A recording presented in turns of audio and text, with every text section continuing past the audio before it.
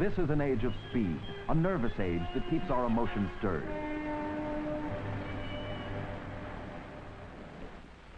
All of us, young or old, schooled or illiterate, are endowed by nature with the ability to live a life filled with many kinds of emotions. But whether we will show them in an uncontrolled outburst, whether we will act in some antisocial way, whether we swallow our upsets or deny them even to ourselves, we cannot do away with them. They are part of our personality.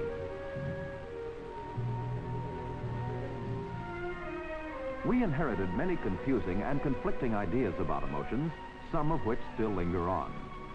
But today, people in distress need not conceal their emotional problems anymore. They can find help and counsel from a new group of specialists: psychiatrists, psychologists, social workers, and the modern religious counselors.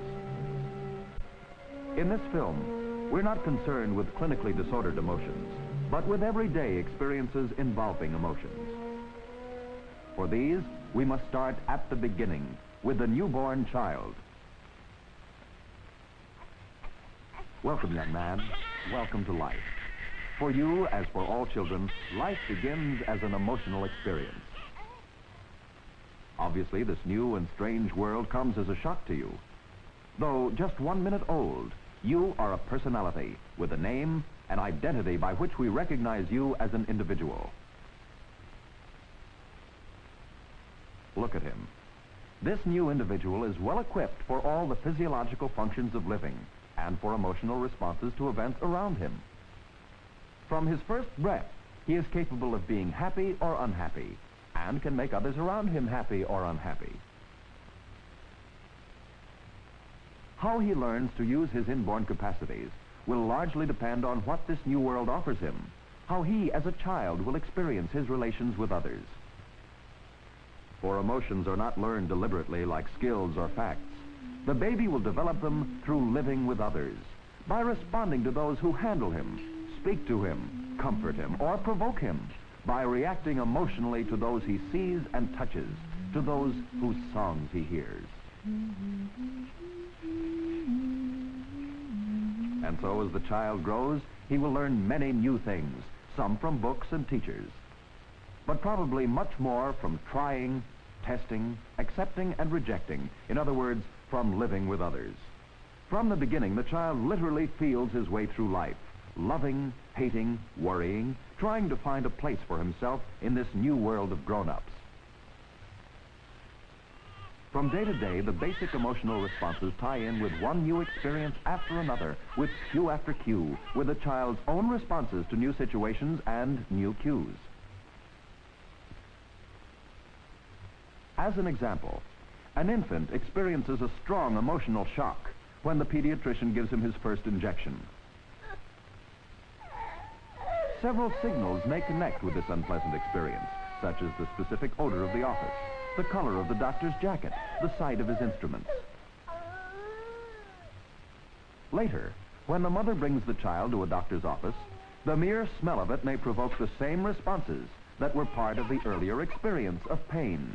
And these in turn may release emotional responses of crying and rebelling in defense against the anticipated pain. As the child matures, she can tell herself that the visit to the doctor's office is important for her health. Therefore, she can soothe her responses by reasoning, which means that she has learned to control an emotional reaction through signals given to herself by reasoning. In his daily routine, the child continuously learns about life. Memories of many of his early experiences may fade and seem forgotten, but they are rarely completely erased. Although he may not be conscious of them, they are often operating in his later life as the forgotten childhood.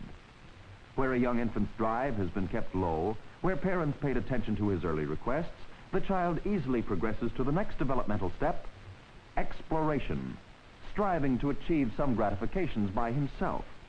This struggling to achieve gratifications by himself is part of the preparation for later life.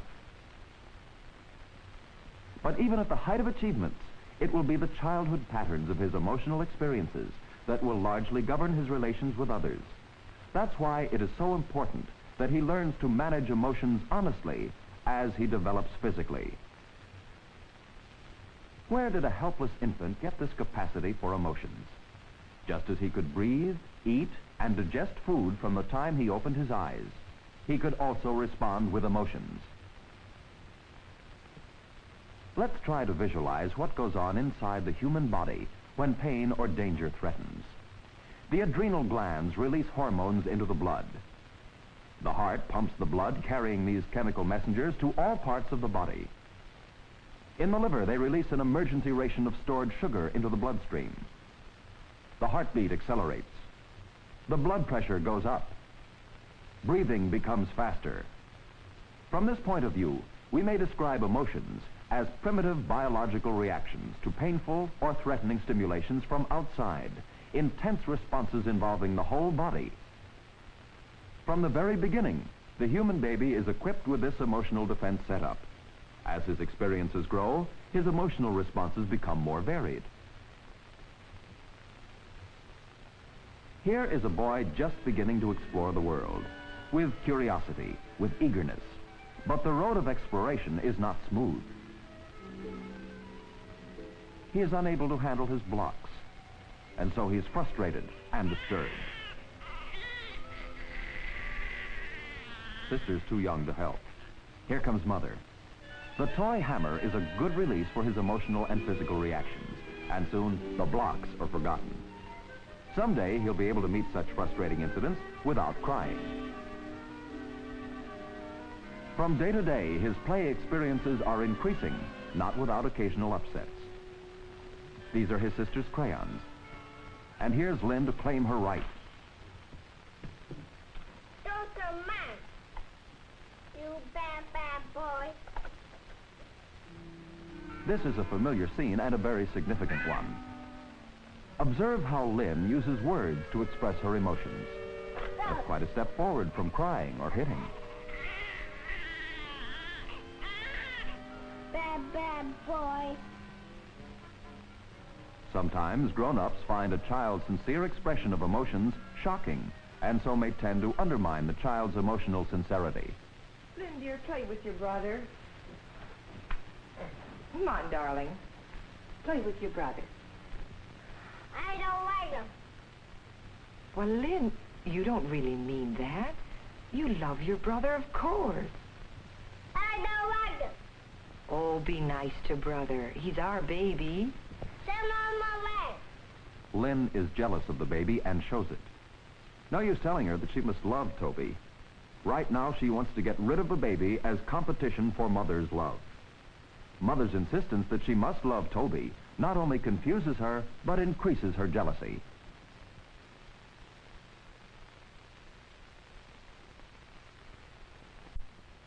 Another example. This one about learning and unlearning signals that cause emotional upsets. Patsy is scared of dogs, and so's her mother. Patsy's fear is strengthened by the examples of her mother's uneasiness.